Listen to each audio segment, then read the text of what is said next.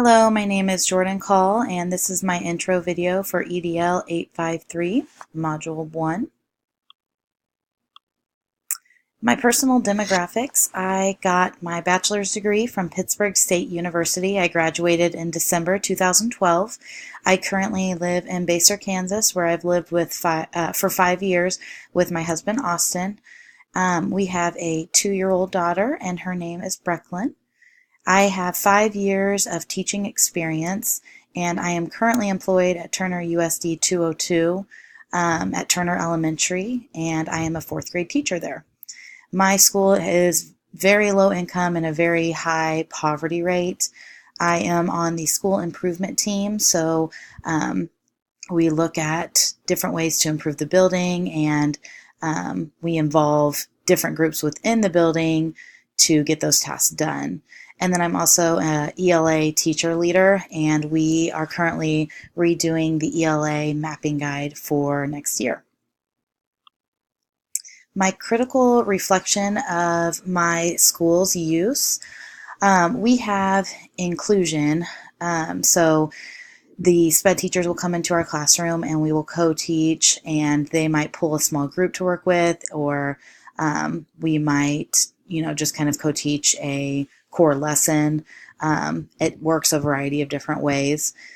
We also use response to intervention lessons and strategies. That's what our SPED teachers use, and it proves to be very effective. We also have SPED learning curriculum and kits that go along with our math and ELA mainstream curriculum kits. So it just allows the students to learn at their own pace versus having to try to keep up with the mainstream classroom. Our SPED department also offers pull-out services, so we use inclusion as much as possible, but there are times when pull-out services, are best for the student. So really, we look at each individual student and tailor our teaching to their needs. It kind of depends on a student-to-student basis. And then we also do small group instruction, like when we co-teach, or maybe even the SPED teacher pulling a small group out. My personal critique: within my own classroom, I have had students with autism and Asperger's, and actually this year I have a student with autism and then also a student with Asperger's. And my first year teaching, I had a student with severe Asperger's. So I think when you go into your first year of teaching, it's something that you don't quite know how to handle or the best ways to meet their needs. So I've learned a lot these last 5 years and different things that I can do to help them. And, even though one thing might help one student with autism or Asperger's, it might not help another. So I think you need to develop that relationship with that student and figure out what they need to learn. So my student that I have that's autistic currently, he is, very good socially and behaviorally. He definitely needs his own pace. He's one of those students where if you walked in my classroom, you actually probably wouldn't even know he was autistic unless you interacted with him. So mostly what I'm trying to do now is just tailor his education to him. So since I teach 4th grade, we focus on multiplication and division, whereas for him, I personalize his lessons for addition and subtraction. And then my Asperger's student, his is more sensory type stuff that I work on with him. I also have students who have IEPs that I have to, work with them on and help them meet.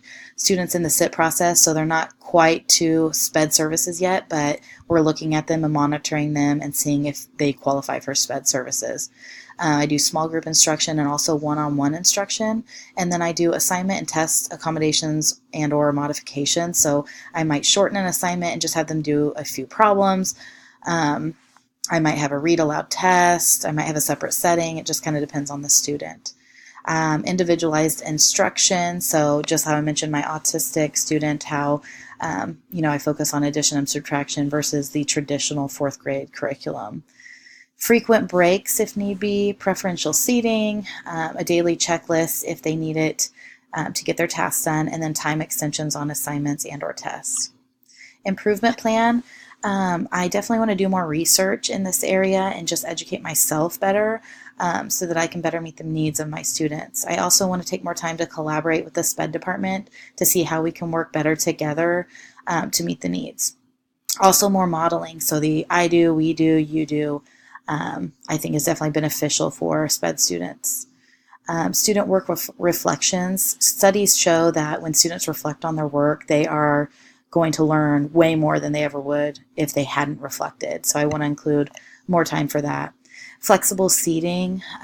When students have the choice to pick their seating, they can pick the learning environment that's best for them. So I definitely want to get that going in my classroom. Incorporate life skills in my building. We do not have life skills, and I think for especially those students who are autistic, life skills is a huge thing that they need help with, and I think it'd be great to bring it to the building. And then better utilization of paraprofessional support. So I know at our school sometimes we always use the paras as lunchroom staff, and it's a huge lunch block. So that's a lot of time wasted where they could be in the classroom actually helping kids learn. So I think figuring out that situation would be beneficial.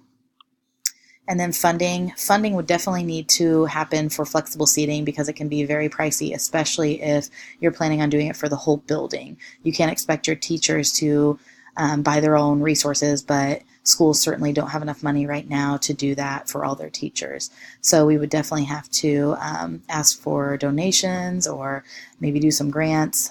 We'd have to find a way to fund that, as well as life skills resources and personnel. We don't have life skills in our building right now, so we'd have to hire teachers and support staff, as well as get them the resources they need for their room. And then hire more paraprofessionals to increase support. So that would take care of the lunch duty situation or recess or whatever it may be, and get more paraprofessionals in the classroom helping kids learn. So those are some of the things we would need funding for. That's all. Thanks for watching.